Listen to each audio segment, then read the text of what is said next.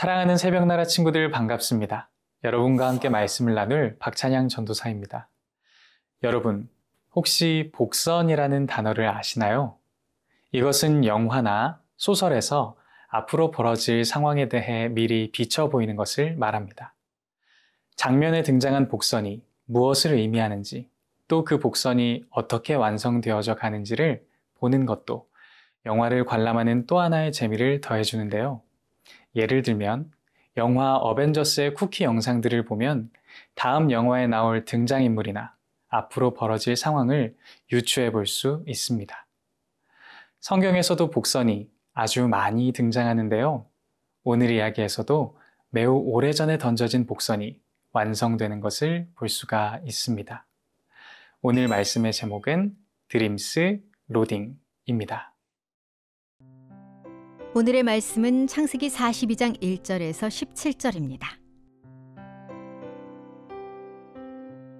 야곱은 이집트에 곡식이 있다는 것을 알게 됐습니다. 야곱은 자기 아들들에게 말했습니다. 너희가 어째서 서로 얼굴만 바라보고 있느냐? 그가 이어 말했습니다. 보라, 내가 이집트에 곡식이 있다는 말을 들었다. 그곳에 내려가 우리를 위해 곡식을 좀 사오라. 그러면 우리가 죽지 않고 살 것이다. 요셉의 형들 10명이 곡식을 사러 이집트로 내려갔습니다. 그러나 야곱은 요셉의 동생 베냐민만은 그의 형들과 함께 보내지 않았습니다. 그에게 화가 미칠지 모른다라고 생각했기 때문입니다. 이스라엘의 아들들은 곡식을 사러 가는 사람들 틈에 끼어서 내려갔습니다. 가나안 땅에 흉년이 들었기 때문입니다. 그때 요셉은 그 땅의 총리가 돼 그 땅의 모든 백성들에게 곡식을 팔고 있었습니다. 요셉의 형들이 와서 얼굴을 땅에 대고 그에게 절을 했습니다. 요셉은 자기 형들을 보자 바로 그들을 알아보았습니다. 그러나 그는 모르는 척하며 그들에게 매몰차게 대했습니다. 요셉이 형들에게 말했습니다. 너희는 어디에서 왔느냐? 그들이 대답했습니다. 양식을 사러 가나안 땅에서 왔습니다. 요셉은 자기 형들을 알아보았지만 그들은 요셉을 알아보지 못했습니다. 요셉은 전에 자기가 그들에 관해 꾸었던 꿈이 생각났습니다. 그가 말했습니다. 너희는 정탐꾼들이다. 너희는 우리 땅에서 허술한 곳이 어딘지를 살피러 온 것이다. 그들이 대답했습니다.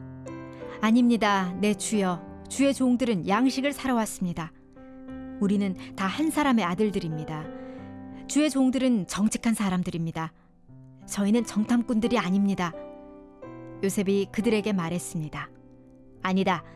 너희는 우리 땅의 허술한 곳을 살피러 온 것이다. 바로의 꿈을 통해 예언되었던 흉년은 이집트 땅에만 국한된 것이 아니었습니다. 이집트 사람들뿐만 아니라 각국의 사람들이 곡식을 구하기 위해서 이집트에 올 정도로 기근은 아주 심각했습니다. 그리고 그것은 요셉의 가족들, 야곱과 그의 형제들이 살고 있던 가나안 땅도 마찬가지였습니다. 먹을 양식이 부족해지자 야곱은 그의 아들들에게 이야기합니다. 우리 함께 본문 1절에서 2절을 읽어보도록 하겠습니다. 야곱은 이집트에 곡식이 있다는 것을 알게 됐습니다. 야곱은 자기 아들들에게 말했습니다.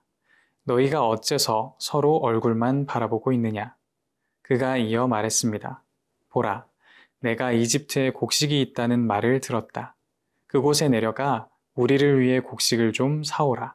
그러면 우리가 죽지 않고 살 것이다. 얘들아, 왜 얼굴만 보고 서 있어? 이집트에 곡식이 있다던데. 얼른 내려가서 곡식을 좀 사와라. 그래야 우리가 죽지 않고 살 수 있을 것 아니냐. 이렇게 이야기하며 야곱은 곡식을 구하기 위해 요셉의 형제 10명을 이집트로 보내게 됩니다. 잠깐. 야곱의 아들들은 12명이고 요셉을 제외하면 11명이 가야 하는데 어째서 야곱은 요셉의 형 10명만 이집트로 보내고 베냐민은 집에 머물러 있게 했을까요? 그것은 야곱이 그가 가장 사랑하던 아들 요셉을 잃었던 것처럼 베냐민도 잃게 될까봐 두려웠기 때문이었습니다. 요셉을 잃고 긴 시간이 지났지만 야곱의 마음에는 여전히 요셉에 대한 아픔과 그리움이 남아 있었습니다. 그래서 야곱은 베냐민을 형제들과 함께 이집트에 보내지 않았던 것입니다. 야곱의 아들들은 곡식을 사러 사람들 틈에 끼어서 이집트로 향했습니다. 그리고 그 땅에서 곡식을 팔던 사람을 발견하고는 그를 향해 얼굴을 땅에 대고 절했습니다. 그런데 이때 야곱의 아들들은 알지 못했습니다. 그들이 엎드려 절한 이집트의 총리가 바로 과거에 그들이 종으로 팔아넘겼었던 요셉이었다는 사실을 말이죠. 창세기 37장에서 하나님이 요셉에게 보여주셨던 복선이 드디어 현실로 이루어지는 순간이었습니다. 사랑하는 새벽나라 친구들, 하나님께서는 약속을 신실하게 이루시는 분이십니다. 요셉이 이집트의 총리가 되기까지, 요셉의 형제들이 그를 향해 얼굴을 땅에 대고 절하기까지, 다시 말해서 하나님께서 요셉에게 보여주신 약속이 현실이 되기까지 하나님께서는 신실하게 인도하셨습니다. 우리의 눈앞에 어려운 상황과 환경이 찾아왔을 때 하나님의 약속과 신실하심을 기억하며 소망을 잃지 않는 저와 여러분 되기를 진심으로 축복합니다.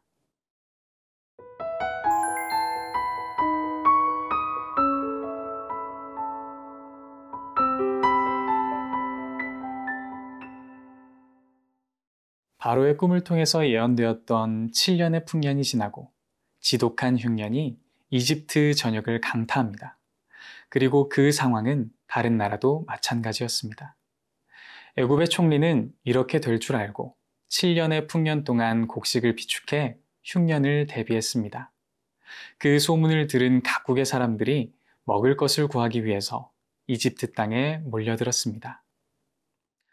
지혜롭게 흉년을 대비한 이집트의 총리, 그가 바로 야곱의 아들 요셉이었습니다.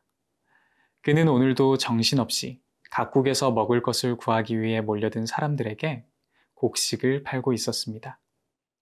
그런데 가나안에서 내려왔다는 사내들이 요셉에게 다가와 얼굴을 땅에 대고 절하는 것이었습니다. 요셉은 고개를 돌려 그들을 보았습니다. 그리고 그는 가나안에서 내려왔다는 그 사내들이 누구인지를 한눈에 알아보았습니다. 그들은 바로 자신을 종으로 팔아넘겼던 10명의 형들이었습니다. 우리 함께 본문 7절에서 9절을 읽어보도록 하겠습니다. 요셉은 자기 형들을 보자 바로 그들을 알아보았습니다. 그러나 그는 모르는 척하며 그들에게 매몰차게 대했습니다. 요셉이 형들에게 말했습니다. 너희는 어디에서 왔느냐? 그들이 대답했습니다. 양식을 사러 가나안 땅에서 왔습니다. 요셉은 자기 형들을 알아보았지만 그들은 요셉을 알아보지 못했습니다. 요셉은 전에 자기가 그들에 관해 꾸었던 꿈이 생각났습니다. 그가 말했습니다. 너희는 정탐꾼들이다. 너희는 우리 땅에서 허술한 곳이 어딘지를 살피러 온 것이다. 요셉은 형제들이 자신을 향하여 엎드린 것을 보고 과거에 하나님께서 보여주셨던 꿈을 떠올렸습니다. 형제들의 곡식단이 요셉의 곡식단에 그 주위로 둘러서서 절했던 것처럼 지금 자신의 눈앞에 형제들이 절을 하고 있었기 때문입니다. 하나님께서 꿈을 통해 요셉에게 보여주셨던 복선이 이루어지는 순간입니다. 요셉은 그때 생각하지 않았을까요? 아, 오늘에 이르기까지 하나님의 손길이 나를 신실하게 인도하셨구나. 나홀로 외롭게 그리고 처절하게 살아온 것처럼 보였을지라도 하나님께서는 늘 나와 함께 하셨구나. 성경 속 요셉의 이야기에서 적지 않게 등장하는 표현이 있습니다. 그것은 바로 여호와께서 요셉과 그와 함께 하심으로입니다. 그리고 창세기 41장 16절에 등장하는 요셉의 고백을 통해서 그가 그 신실하신 하나님을 신뢰했다는 것을 알 수가 있습니다. 사랑하는 새벽나라 친구들, 하나님께서 신실하시다는 사실은 하나님의 약속을 붙잡고 살아가는 우리의 힘이자 위로가 됩니다. 힘들고 어려운 상황을 만날지라도 우리가 크리스천으로서 소망을 가지고 살아갈 수 있는 이유는 그 하나님의 약속과 신실하심을 믿기 때문입니다. 바라기는 삶 속에서 그 하나님의 신실하심을 경험하고 기억하는 저와 여러분 되기를 진심으로 소망합니다. 신실하신 하나님, 하나님께서는 언제나 우리와 함께 하시며 역사하시는 분이십니다. 간구하오니 우리의 시선이 막막함과 두려움에 머물러 있지 않고 신실하신 하나님을 바라보게 하여 주시옵소서. 그리하여서 소망을 잃지 않고 하나님을 신뢰하며 살아가는 오늘이 되게 하여 주시옵소서. 감사합니다. 예수님의 이름으로 기도합니다. 아멘.